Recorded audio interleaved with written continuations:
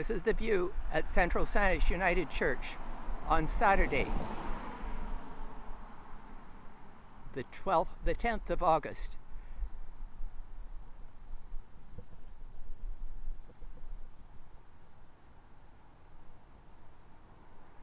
There is heavy equipment.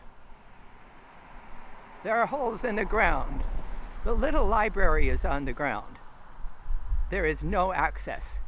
Service will be at St. Paul's tomorrow at 10:30. That's Sunday at 10:30, St. Paul's. We look down and there are metal plates. We look up and there is fencing.